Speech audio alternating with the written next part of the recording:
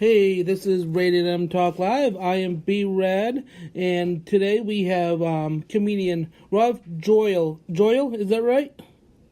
Yeah, Ralphie Joyal, yeah. Joyal.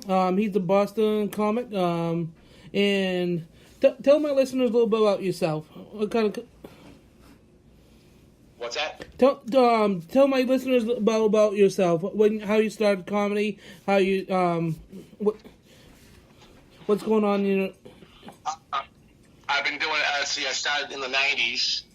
I did it for about 11 years, and then I got out, and I just got back in 7 years ago.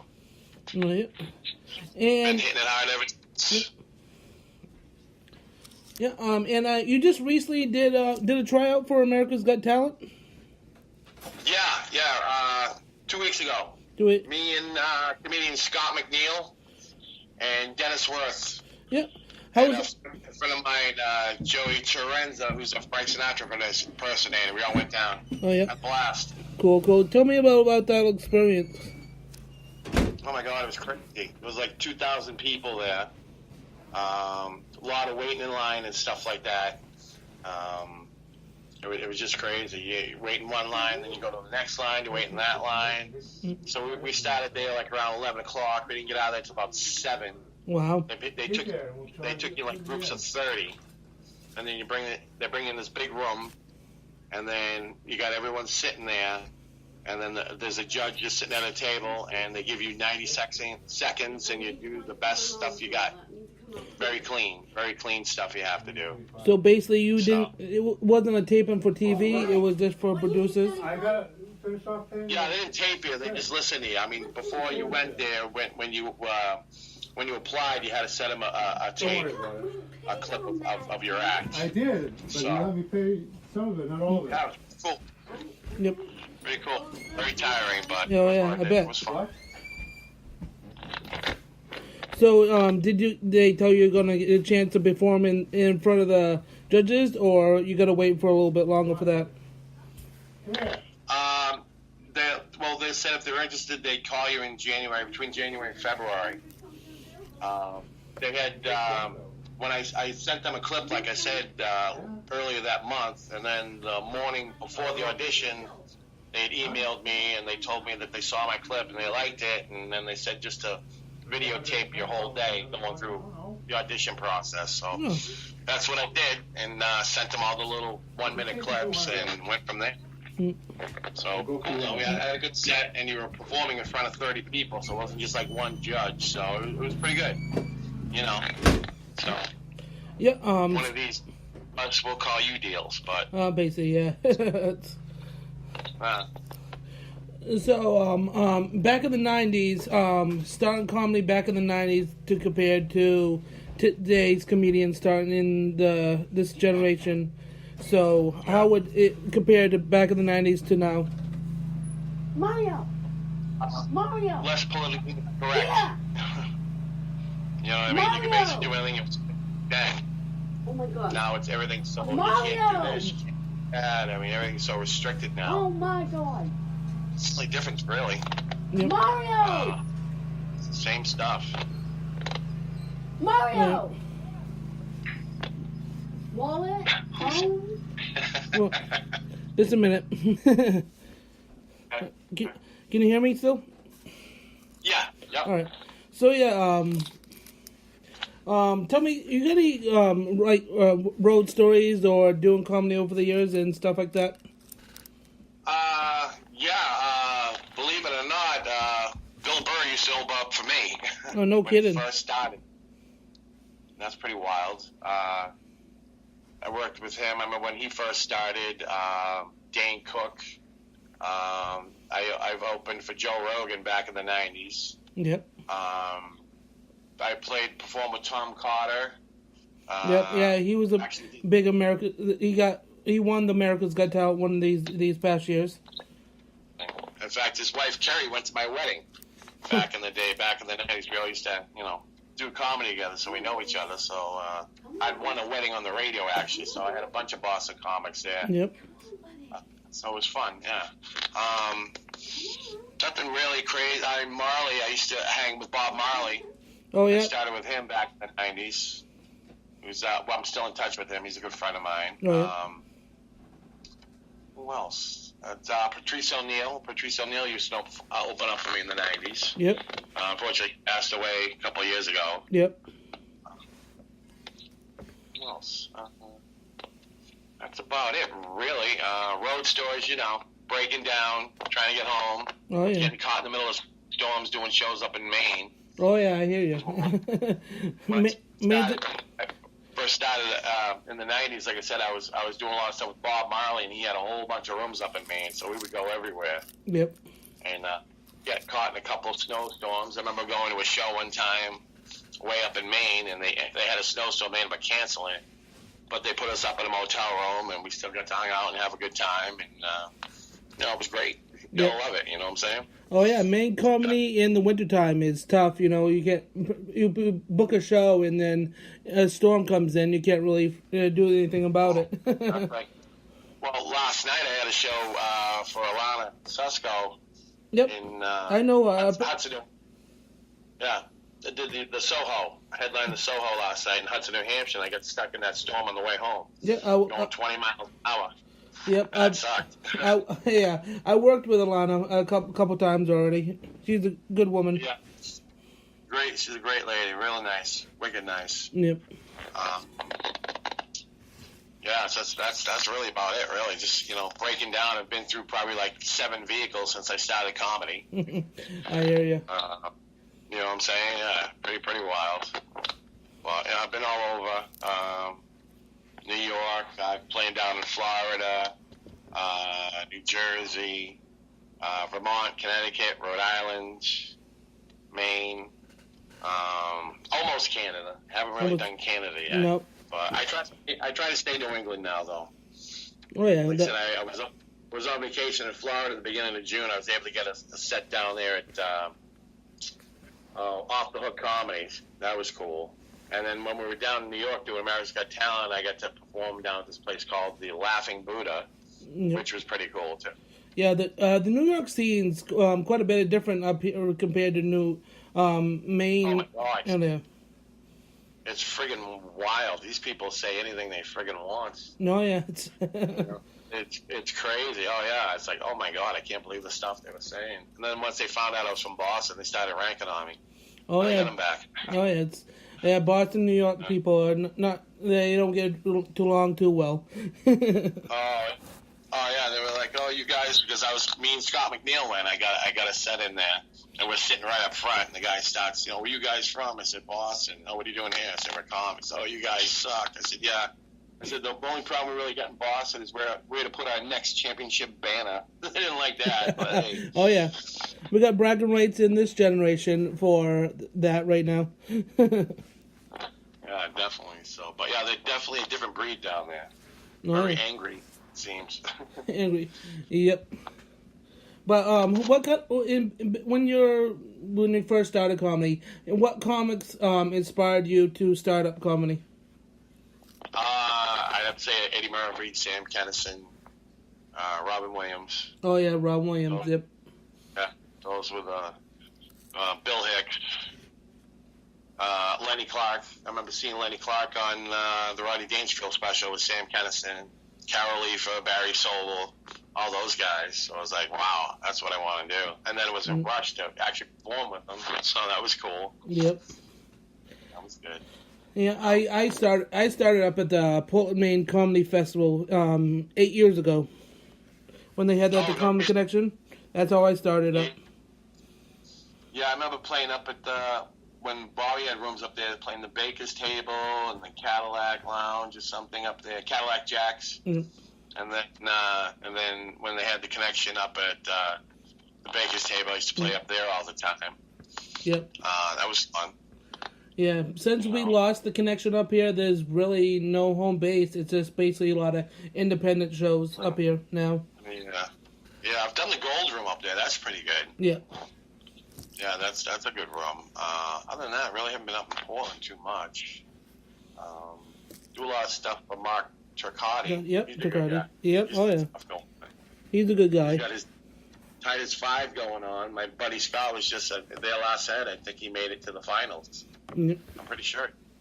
Scott Yeah. McNeil. And then we got Ian Stewart is running the Portland scene pretty good. What's that? Ian Stewart's running the Portland scene pretty good right now. Oh, yeah, I got to hook up with that guy, too. Yeah. Hopefully get some work from him. If Yeah. you put in a good word for me, I'd appreciate it. Yep. Yeah, he's holds a Monday night open mic at the Empire in Portland every Monday night. It starts like 9:30 for the comics, and they have music before. Oh, there you go. That's Yeah. cool. He usually Go ahead. he usually books mostly people that shows up to his open mics and stuff. He books through that. That's how he does his booking. All right. That sounds good. I'll have to check that out. I myself also run an open mic here in Tewksbury, Oscar Pinata's, Yep. last Sunday of every month. Yep. So You if pro- anybody wants to come down, last Sunday every month, you come down, starts at 7, I'll put you on. You don't even have to call, just show up. Yep. Yeah, you probably know my buddy Cloutier. Oh? Cloutier.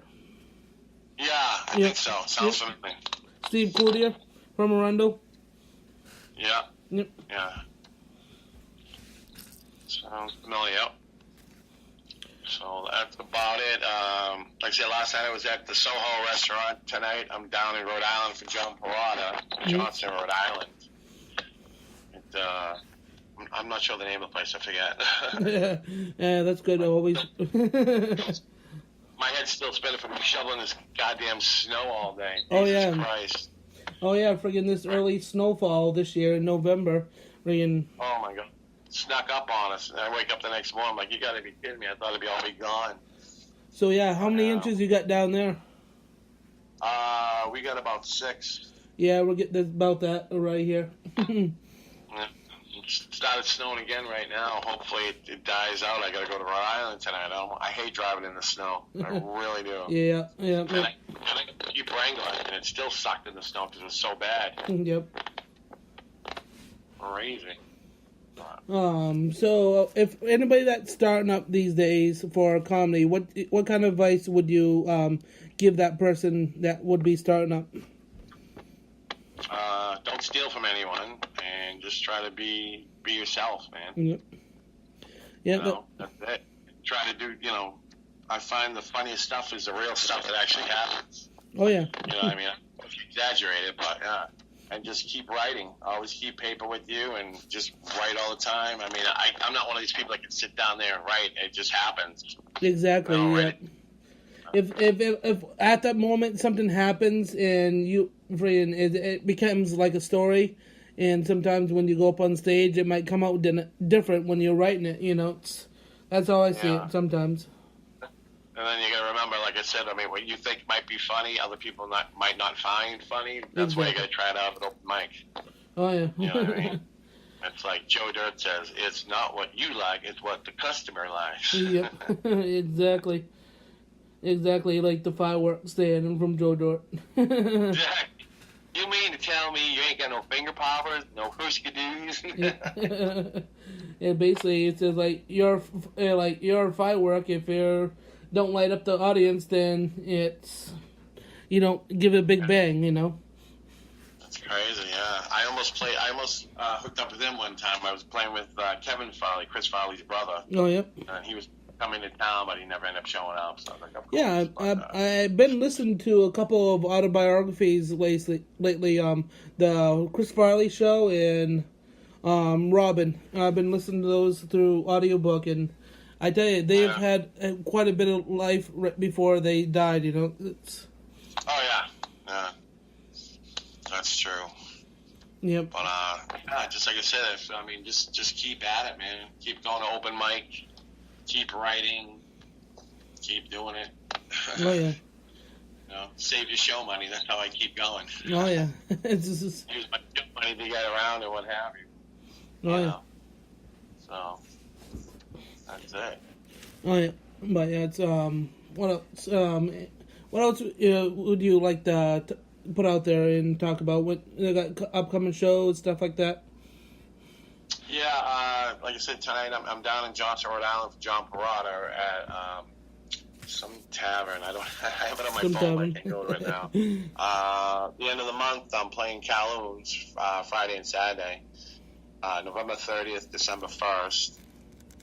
And then after that, I don't know when I got after that. I'm trying to get booked New Year's Eve. So anybody needs any from New Year's Eve, let me know. I would love to do a New Year's Eve show one of these years. Yeah, I'm booked Kowloon's November 30th and December 1st. I'm at the Bull Mansion the 27th of November. The 8th of December, I'm at China Blossom, North Andover. And that's it. So I need more bookings.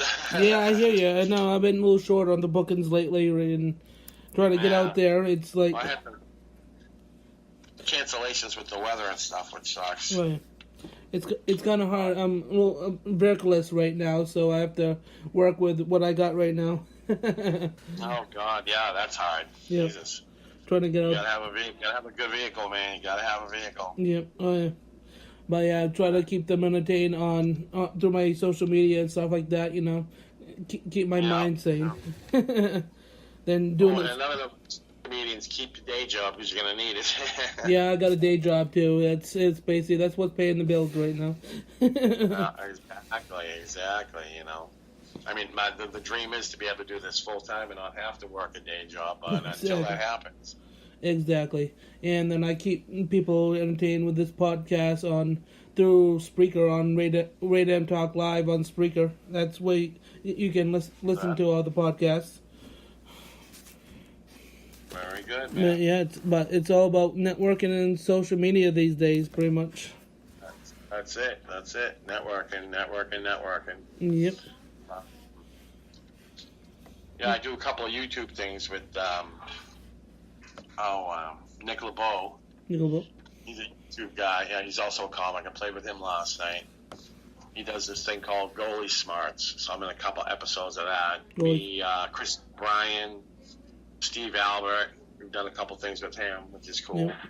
Have you worked with Jimmy Dunn down there? I worked with Jimmy Dunn in the 90s. I haven't worked with him since I've come back. But, yeah, I've seen him. I've seen him a couple of times when he came up to the Connection, and he's got that good old Boston humor down, and then he has that show, The Goldbergs, right now. He's on the Goldbergs? Yeah, I think he's on the Goldbergs. Yeah, really? He's always advertising and talking about it on his page.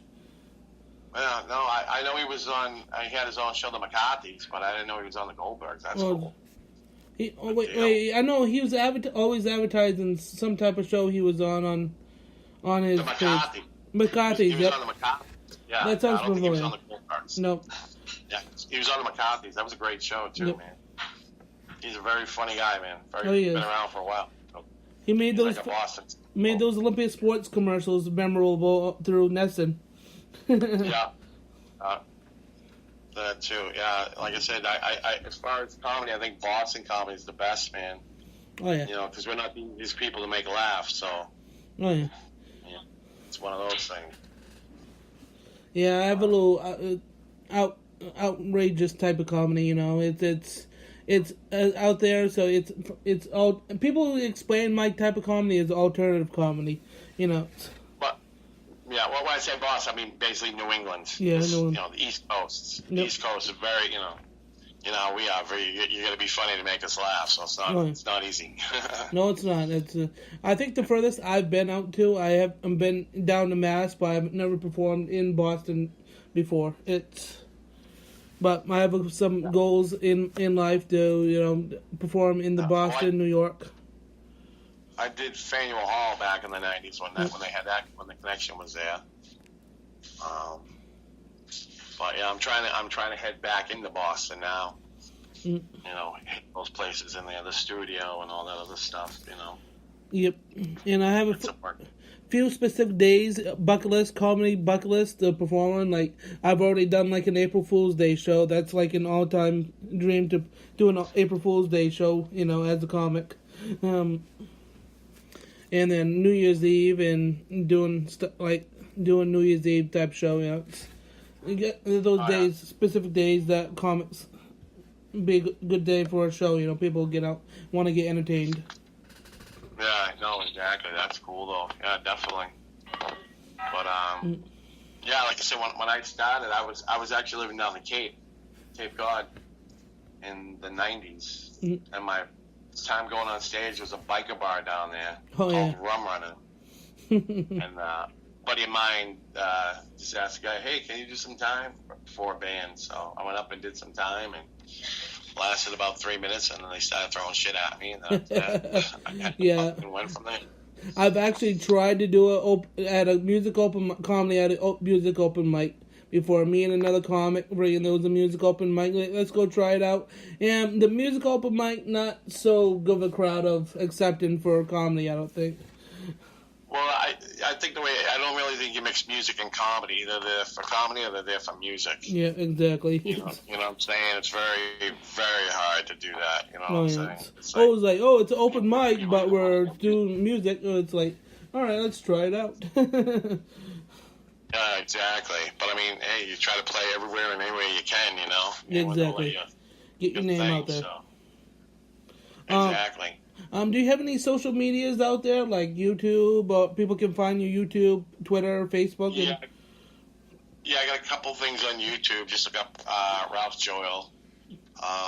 And like I said, I'm on a couple episodes of Goalie Smarts. I play How to Deal with Hockey Parents. Oh, yeah. I'm on that episode, and then on episode Dealing with Your Kids in a Tournament. I'm in that episode. And that's about it. So yeah, YouTube and Goalie Smarts. That's the name of the whole thing that he runs. YouTube on Goalie Smarts. I gotta check that out. That sounds pretty entertaining. Yeah, me, Chris O'Brien, Steve Abbott. We're on the How to Deal with Hockey Parents one, and then I'm on one where I'm How to Deal with Tournaments with Your Kid. I play this grumpy father driving his kid to a tournament, and he's wising off to me. Yeah, fun. Hockey parents these days, I mean, like, or any type of sport parents these days, it's crazy how they can get out of control, you know, compared to back when. It's crazy. Yeah, they're trying to live through their kids. Yeah, exactly. Basically, they didn't succeed, so they're trying to push it on to their, kid, succeed. Definitely. But so that's about it, man. Yeah. We talked about about 20 so minutes, but yeah, I'm hoping one time I get a chance to work with you at some point. Get down to your way. Work with you. Yeah. Anytime, man. Come down to Pinatas. End of the month, last Sunday of every month. Last Sunday of the month. 7. Maybe I can get Claudia to come get down there with me. There you go. You guys come down, we'll give you 10 minutes apiece. All right. If you come all the way down there, I know where you guys coming from, but awesome. Well, yeah, nice chat with you, Ralph. I'm hoping to work with you down the line, and thanks for doing this podcast with me. Oh, no problem, bro. Yep. Thanks for having me. You have a great day. All right, man. You too. Yep.